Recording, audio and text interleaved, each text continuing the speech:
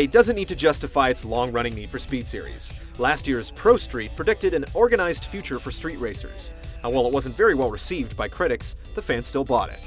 Now the series steps onto the wrong and right side of the law with Need for Speed Undercover.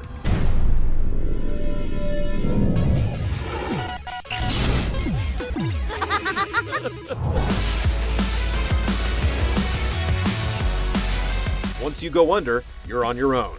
That's one of Undercover's teasing taglines, but it doesn't really play out in the game's story.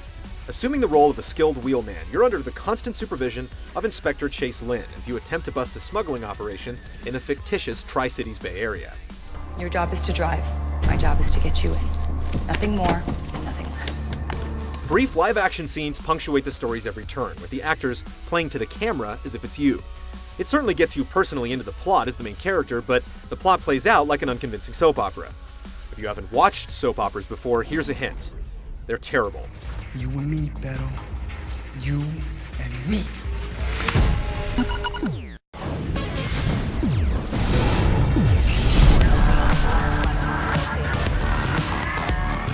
Need for Speed Undercover features an open-world structure with 3 cities linked by an extensive highway system. Between events, you can roam the map at will, but there aren't any benefits to exploration, no hidden items or events to discover, and no bonuses for finding shortcuts. When you do enter a race, side roads are often closed off with yellow concrete barriers. This keeps you on course, but it just doesn't make sense in an open-world game. With a tap of the control pad, you can either jump to the nearest event or open the GPS map to choose. More traditional races include point-to-point sprints, multi-lap circuits, and time-limited checkpoint races. Frantic highway battles and outruns challenge you to pull ahead of your opponent for a set distance or time. Or you can cause havoc by racking up damage in cost-to-state events, escaping the cops in high-speed chases, or smashing police cruisers. Perform well, and you'll get a job stealing cars for the local gangs, allowing you to advance your investigation.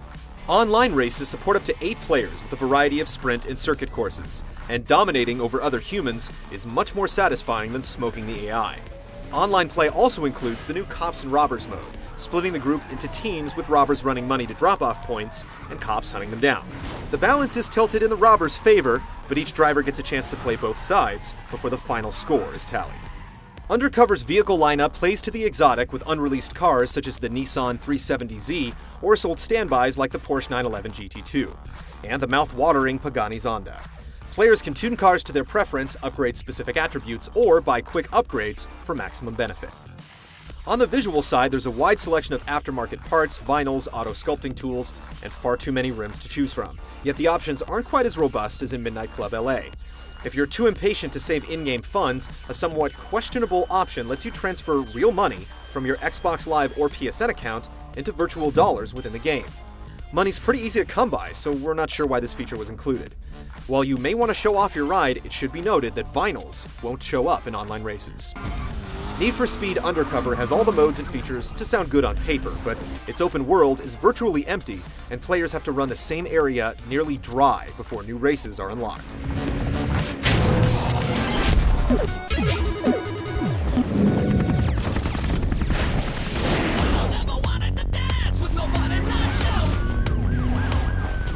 Need for Speed Undercover is painfully easy.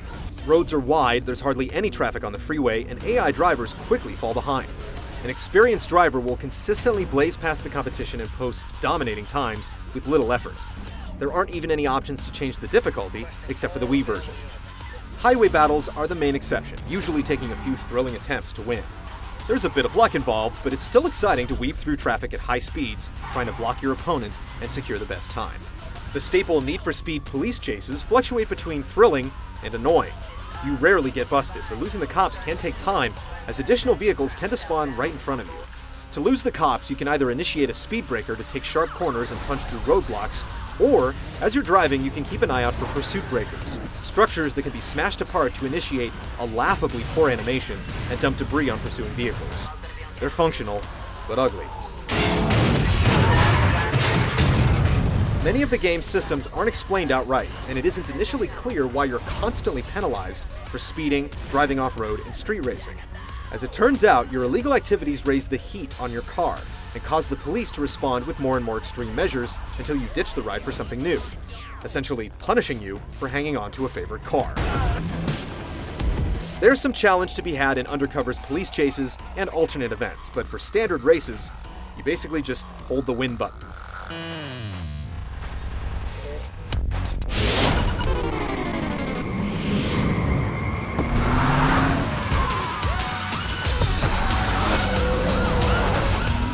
Artistic choices and technical issues both drag down Undercover's presentation. Every street race is held at either sunrise or sunset, leaving players to constantly drive into the glaring sun, and the problem is magnified by reflective streets. The sun also has a tendency to fly sideways across the sky for reasons we can't even begin to imagine. The frame rate is consistently poor, particularly in the PS3 version, but the 360 doesn't fare much better. While the Wii version can't be compared directly, the graphics are likewise subpar, and it still includes its own shiny street effect.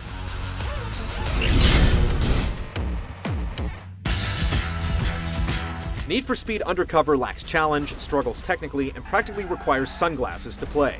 The framework for a stronger game is present, but the final product simply doesn't come close to competing with games like Midnight Club LA or Burnout Paradise.